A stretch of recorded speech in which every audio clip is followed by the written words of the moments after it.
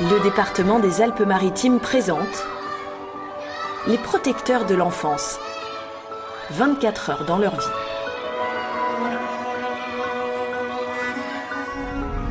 Ils ont vécu des choses impensables avant d'arriver chez moi, des choses qui vous tirent les larmes. On cherche des gens qui soient à la fois solides nerveusement, capables d'accompagner un enfant, capables de supporter parfois des moments difficiles, et souples et créatifs. On n'avait pas une éducation. Alors que quand on est arrivé, on a dû apprendre, par exemple, à aller aux toilettes. C'était pas quelque chose d'évident pour nous. Moi, je me rappelle, une fois, j'ai fait pipi sur le mur parce que je savais pas où il fallait aller.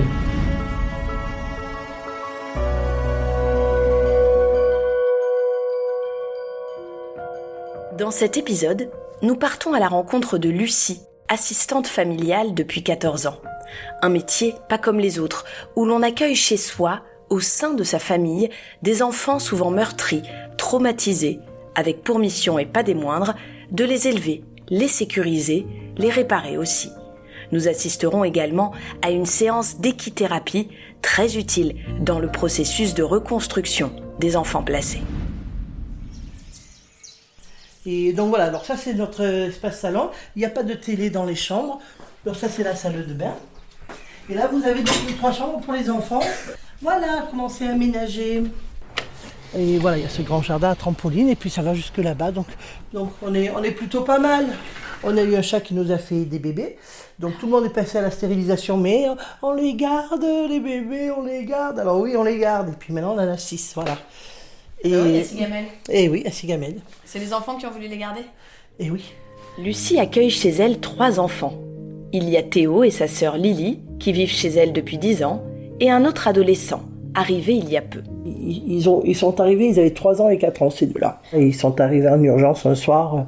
Le matin, je venais d'en libérer 2 et le soir, j'avais pas encore refait les lits qu'ils arrivaient. Ils ont vécu des choses impensables avant d'arriver chez moi, des choses qui vous tirent les larmes. C'est pas possible quand on imagine qu'un enfant a pu rester plus de 6 mois dans une chambre enfermée, sans nourriture, obligé de peindre des morceaux de feuilles en jaune, en rouge, mettre dans l'eau pour qu'après ça se dissout, ou alors mettre carrément le feutre pour que ça prenne une couleur rouge, et puis après se faire croire qu'ils buvaient de la grenadine, par exemple. Quand il n'y avait pas d'eau, on buvait le pipi. Je veux dire, ça paraît impensable de nos jours. Voilà, c'était arrivé c'était en 2012, ça, c'est pas si vieux que ça, quoi. Pour devenir assistante familiale, Lucie a dû obtenir un agrément du département des Alpes-Maritimes. Elle a ensuite fait un stage préparatoire de 60 heures, puis suivi une formation en alternance pendant près de 2 ans. On nous a mis des cas, j'ai dit mais c'est pas possible. Ils nous expliquaient qu'il fallait pas être choqué parce qu'on risquait d'avoir des enfants qui n'avaient jamais connu une fourchette ou qui n'avaient jamais connu l'eau du bain, le savon. Moi j'ai dit quand même dans notre pays ça c'est impensable. Là aussi, ils nous donnent des cas extrêmes, nous ça peut pas arriver, des choses comme ça. Je disais ça à mes copines à midi quand on mangeait. Je disais non mais là ils se foutent de nous, ça existe pas ça.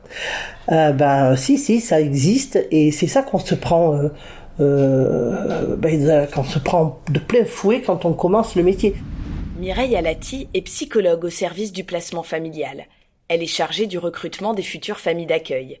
Première étape, une réunion obligatoire, puis des entretiens menés avec le candidat.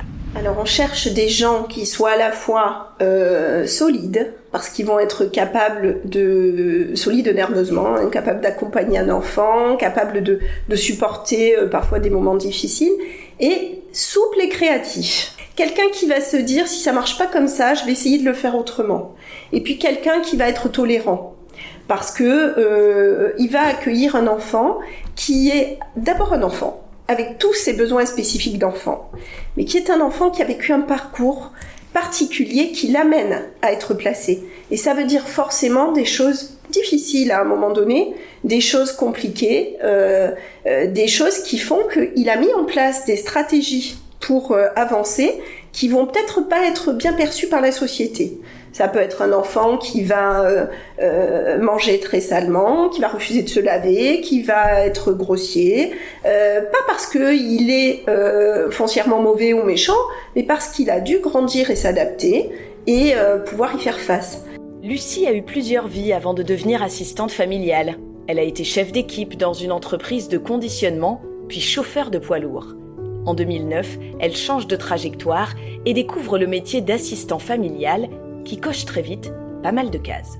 Là où j'habitais à l'époque, il est venu habiter une assistante familiale qui avait sa fille, qui avait l'âge de la mienne, c'est-à-dire à l'époque elle avait 8-9 ans, qui accueillait 2 enfants et surtout qui était célibataire, qui était divorcée.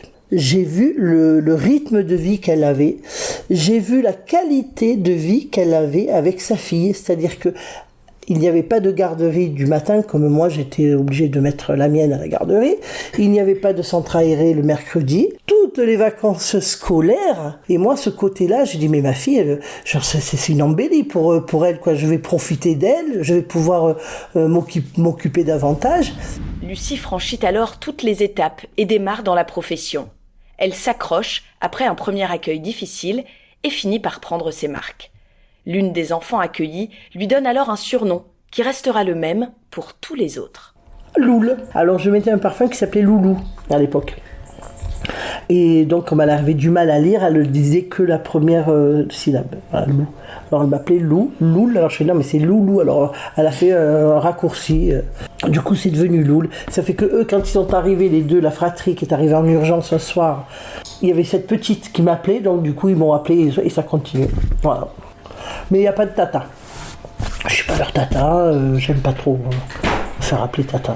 Tu te souviens quand t'es arrivée chez la première fois ou t'étais trop petite? Je me rappelle du soir, on avait mangé des lasagnes et en gros j'arrivais pas à les couper. Du coup Loulou elle m'a demandé si j'avais besoin d'aide et j'ai dit non. Ensuite elle les a pris parce que j'arrivais pas. Et j'ai balancé l'assiette à la fille. J'avais 3 ans. Ce soir-là, Lily arrive chez Loul avec son frère aîné Théo, 4 ans. Les 2 enfants sont alors en grande détresse. C'est 4 années difficiles, parce que les parents ils n'étaient pas forcément présents. Surtout le père qui faisait beaucoup de violences familiales, la mère aussi. Sur vous? Ouais, et même sur mon grand frère. Mais là, il est pas là. Il vit chez notre grand-mère. Et là, le manque d'hygiène aussi. Parce que on n'était pas douchés. Genre, on avait une chambre dans l'appartement avec 2 matelas et ils étaient remplis de pisse. Est-ce que vous vous rappelez un peu ce que vous avez ressenti? Est-ce que vous étiez, je sais pas moi, soulagé, triste? Ouais, triste. Ouais. Parce qu'en fait, ça fait bizarre d'être chez une autre personne. Les parents, c'était pas forcément de bonnes personnes, mais quand on arrive chez une autre personne, ça fait tout le temps bizarre. Et après, progressivement, vous avez pris vos marques ici, ça a pris du temps? Oui. Ouais, beaucoup. Qu'est-ce qui était difficile au départ? L'adaptation. Ça a Genre, on changé. n'était pas civilisés, on va dire. On n'avait pas une éducation. Alors que quand on est arrivé, on a dû apprendre, par exemple, aller aux toilettes. C'était pas quelque chose d'évident pour nous. Moi, je me rappelle, une fois, j'ai fait pipi sur le mur parce que je savais pas où il fallait aller. Dans les tiroirs aussi. Ouais, dans les toilettes. Bon, il avait 4 ans, hein. 4 ans et 3 ans, hein. Ça, voilà, hein. C'est excusable, hein, ça va. Sous-alimenté, violenté, traumatisé. Il a fallu du temps pour que Théo et Lily se sentent en sécurité chez Loul. Je pouvais pas te faire le bisou le soir dans le lit. C'était une barre de fer. Quand j'allais pour lui faire la bise le soir, il était comme ça. J'ai passé beaucoup de temps à les observer, à les laisser vivre, s'installer, prendre possession des lieux. Et il y avait un truc que je commençais au bout de 15 jours à leur dire non mais attendez, ça il faut pas le faire parce qu'autrement, attention, je vais commencer à punir et il va y avoir le piqué. Tu savais pas ce que c'était le piqué, t'en souviens? D'accord, je peux dire quelque chose? Oui. Est-ce que tu pourras dire à maman quand elle téléphone que ça existe? Parce qu'elle ne connaît pas le piqué. Elle connaît que la ceinture. Ouais, c'est vrai. Quelle relation vous avez gardée avec vos parents au départ? Le père, aucune. Tu dis le père? Ouais, le père. Tu dis pas mon père? Non, du tout. Parce qu'il était en prison en plus à ces jours-là. Et la mère, comme ça faisait bizarre d'arriver chez lui. Bon, on s'est dit, il y a toujours un lien affectif. Du coup, on l'appelait, on espérait qu'elle l'appelle. On allait aux visites médiatisées et après, au bout d'un certain temps... 3 mois. Ouais, je pense. Elle appelait plus. Elle venait plus, du coup, le lien, il s'est vite cassé. Voilà. Par exemple, il n'y a pas si longtemps que ça qu'elle ferme la porte. Autrement, il y avait toujours la lumière toute la nuit. Voilà, je veux dire, à 14 ans. Il y a encore 3-4 ans, elle attendait sa maman. Ça fait depuis 2012 que c'est terminé. Que sa mère a dit qu'elle ne viendrait plus. Et quand on sonnait à la porte, elle était là, parce qu'elle avait toujours l'espoir que sa mère arrive. Et j'ai trouvé cette astuce, je ne sais pas pourquoi.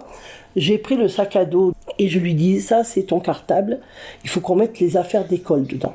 Je dis, on va rajouter des poids maintenant. Donc on a pris les boules, j'ai pris les boules de pétanque. J'ai dit, on va rajouter le poids que ça peut avoir le fait que ta maman ne soit pas là. Alors, on va rajouter une boule, tu me dis si c'est assez ou si c'est pas assez.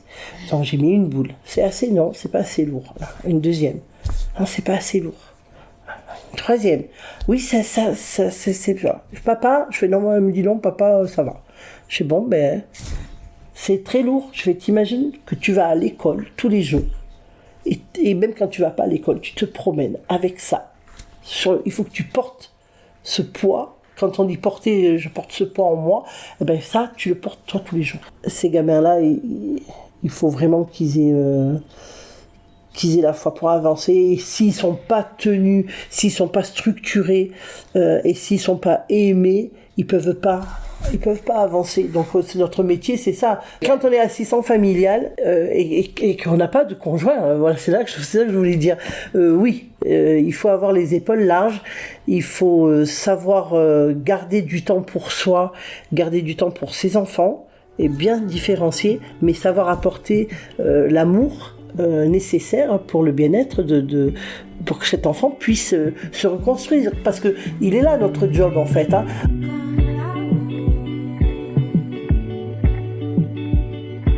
Alors bien sûr, on a le droit de s'attacher et on a le devoir, je dirais même, de les aimer. Mireille Alati, psychologue au service du placement familial. On ne peut pas vivre sans attachement. Par contre, il faut s'attacher de la bonne place. C'est-à-dire que c'est vraiment important de se dire que cet enfant, il a généralement des parents. Il a des parents, de toute façon, des parents qui sont présents, qui sont absents, qui peuvent être défaillants, mais l'autorité parentale, en tout cas en tant qu'assistant familial, vous ne l'avez jamais, sauf si vous adoptez un jour l'enfant. Donc il y a cette réalité d'être un adulte référent de qualité, de la bonne place. Voilà. Et effectivement, bien traiter un enfant, l'aimer, l'accueillir, c'est vraiment important. Après, personne n'est dupe, hein, c'est-à-dire quand il y a des enfants dans la famille et qu'il y a un enfant qui est placé, il sait que l'assistante familiale n'est pas sa mère, qu'elle va être la mère peut-être de celui avec qui il partage le quotidien. Mais c'est important qu'il n'y ait pas d'injustice dans le quotidien. Après, chacun sa place. Voilà. Qu'est-ce qu'elle représente pour vous, Loul ? C'est comme une mère pour nous. Ouais. Enfin, pour moi en tout cas. On va dire, c'est comme elle fait le travail d'une mère et d'un père réunis. Éducation, amour et le soutien. Même si ce qu'on va faire c'est dur ou irréalisable, elle nous aidera tout le temps. Enfin, elle sera toujours là pour nous épauler. Ça vous émeut ? Oui. Pourquoi ? Parce que c'est leur force qui m'émeut. C'est ça. C'est la force qu'ils ont en eux qui m'émeut, en fait. C'est pas l'amour qui me porte, parce que ça, je le sais, même si c'est difficile parfois. Et ce qui m'émeut, moi, c'est leur force, cette résilience, cette force qu'ils ont en eux. Parce qu'après tout ce qu'ils ont vécu, je trouve qu'eux, ils ont cette force. Ce qu'ils ont vécu, eux, c'est pas commun, quoi. Et d'être toujours là, debout, et bien dans leurs bottes, et ils sont en train de devenir deux adultes. Donc, ouais, ça m'émeut. Depuis leur arrivée chez Loul, Théo et Lily sont suivis par des psychologues. Le département des Alpes-Maritimes propose aussi aux enfants confiés différentes activités pour travailler sur leur traumatisme et leurs émotions. Et il y en a une qui rencontre un franc succès, c'est l'équithérapie. On est parti ? Oui. Allez, on te suit. On va chercher Sushi ? Oui. Allez, c'est parti. Qu'est-ce qu'on va faire aujourd'hui avec Sushi ? On fait une balade. Donc aujourd'hui, on fait une petite balade et une petite relaxation ? Oui. Tu te rappelles comment c'est la relaxation ? Non. Quand tu t'étais couché sur le cheval, On avait fait comme un petit dodo. Je m'en rappelle plus parce que c'était il y a très longtemps avant. Ok. Et si tu veux, on essaye et on fait comme d'habitude. Si tu as peur ou que ça ne te convient pas, on change. D'accord ? Marianne est puéricultrice de formation. Il y a 3 ans, elle est devenue médiateur équin et elle a proposé ce projet au département, aider les enfants placés à dépasser leur traumatisme grâce au cheval. Déjà, le cheval, il est porteur. Donc c'est le seul animal qui peut nous porter comme nous portaient nos parents. Donc ça, c'est déjà la base. On a cette relation-là, il est grand, il est fort, il est majestueux. C'est très valorisant d'être avec un cheval, d'être porté par le cheval.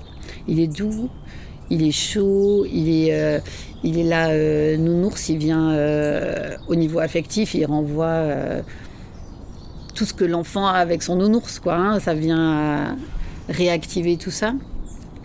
Et qu'est-ce qu'il nous apporte le cheval ? Il est non jugeant, c'est fondamental. Tu le trouves propre ou sale ? Sale. Il y a du boulot, hein. Tu prends comme d'habitude un peu de foin ? Oui, du pain. Aujourd'hui, Marianne retrouve Sabrina, 5 ans, une petite fille qu'elle suit depuis 1 an. Ce que j'aime bien avec Sushi, c'est qu'il est mignon. Oui, c'est mon préféré au poney. Pourquoi c'est ton préféré ? Parce qu'il est trop mignon. Ah, C'est bravo, mais oui, regarde, tu as bien nettoyé, il n'y a pas de cailloux.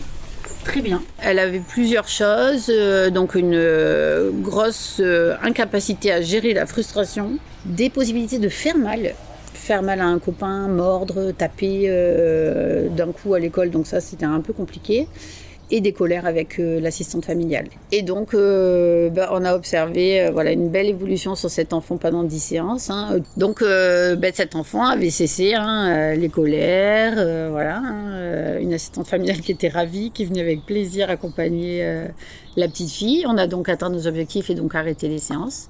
Et là, on repart avec un objectif là d'apaisement. Trouver l'apaisement pour cet enfant, soulager cette assistante familiale, un petit peu qui vraiment là est en difficulté quand il se passe ça à la maison. Elle a d'autres enfants en charge, plus sa famille, donc c'est compliqué de gérer une petite fille qui va pas bien en ce moment. Relève ta tête, coquille. Le temps qu'il chauffe son dos, on fait un petit tour sur la piste. Oui. Et après, c'est toi qui me dis vers où on va. D'accord ? On fait ça aujourd'hui ? Oui. Sabrina, pourquoi tu viens ici ? Mais parce que, en fait, avant c'était pas très bien chez moi, je m'en prenais aux autres, mais là maintenant, puisque que je suis avec Sushi, là ça va mieux. Même beaucoup mieux à partir qu'on avait fait le tableau des bonhommes contents. En fait, c'est un tableau, une feuille, où on met des bonhommes contents, que si on met des bonhommes que si la journée s'est bien passée. Et aujourd'hui, tu penses que tu vas mettre un bonhomme comment alors ? Un bonhomme content si je continue à être sage. En tout cas, ça va très très bien pour l'instant. Tu es contre lui, dans une position qui te convient. Et tu essayes juste de fermer tes yeux et de ne pas bouger. Il bouge un peu. Il tremble. Et t'arrives à écouter un peu la musique ?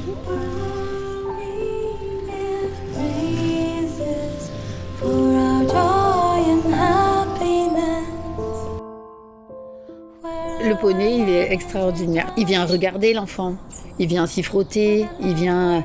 Ah mais regarde Marianne, il vient vers moi, tu crois qu'il m'aime ? Ah ben là, je pense que personne ne le force à venir vers toi. En tout cas, il a envie de venir vers toi. Et tu crois qu'il m'aimera toujours ? Pourquoi tu as peur qu'il t'aime pas toujours, le poney ? Ben je sais pas. Et là, on vient discuter de choses et de dire peut-être que déjà aujourd'hui, il t'aime bien. On ramène dans l'instant présent, pas de projection mensongère. Là, tout de suite. En tout cas, moi, je vois qu'il a envie d'être avec toi. C'est mon impression. Qu'est-ce que tu en penses ? Oui, c'est vrai. Et hop, ok, on peut continuer d'avancer. Et donc, l'enfant, il vient mesurer qu'on peut l'aimer. Ce poney, qui fait 200, 300, 400 ou 500 kilos, peut avoir envie et de l'attirance vers cet enfant parce qu'on lui donne des soins, parce qu'on est adapté, parce que quand on est souriant, le cheval, il vient plus facilement vers nous, il vient plus facilement vers quelqu'un. Et donc, l'enfant, il développe toutes ses compétences. Et il voit bien que ça marche. Ça marche dans l'instant avec le cheval. Sabrina, est-ce que ça t'a fait du bien de venir aujourd'hui ? Oui. Pourquoi ? Parce que je l'adore. Et tu fais que rigoler depuis que t'es arrivée. Tu souris, tu rigoles tout le temps. Qu'est-ce que ça veut dire ? Ça veut dire que je l'aime. Avec ses séances et son accompagnement, Marianne travaille sur le trouble de l'attachement vécu par Sabrina, que ses parents n'ont pas suffisamment sécurisé. L'objectif pour ces enfants placés en famille d'accueil, c'est qu'ils reviennent à terme, un jour, dans leur famille biologique. Mais cela ne fonctionne pas toujours. Théo et Lily, eux, sont désormais pupilles de l'État. Le juge a constaté leur délaissement, en clair, l'abandon définitif de leurs parents. En gros, on passe dans ce qu'on appelle un procès. On passe devant un juge, un procureur et après toutes les personnes, mais je sais pas comment on dit. Et du coup, ils racontent ton histoire, tes parents, tes frères et sœurs. Et après, on demande l'avis du procureur si oui ou non il est pour un délaissement. Et dans notre cas, comme les parents, ça fait longtemps qu'ils sont plus là, il n'y a pas de suspense en ce qui concerne la décision. Mais par exemple, si des parents se révoltent pas longtemps avant ou qui sont toujours présents, bah, la vie sera compromise. Mais du coup, nous, c'est pas notre cas. Comment vous avez vécu ce moment ? Bah, bien. Après, même si nous, dans notre tête, on le savait déjà, moi, par exemple, je considère plus mes parents comme mes parents. Pour moi, c'est de simples personnes, de vulgaires personnes. Théo et Lily ont été délaissés par leurs parents au fil des ans. Et ils se réparent désormais grâce à l'aide, au soutien et à l'amour de Loul. Ensemble, ils discutent de la possibilité que Loul les adopte. Ils ont 3 ans de réflexion avant de se décider. Mais adoption ou pas, ils forment déjà une famille.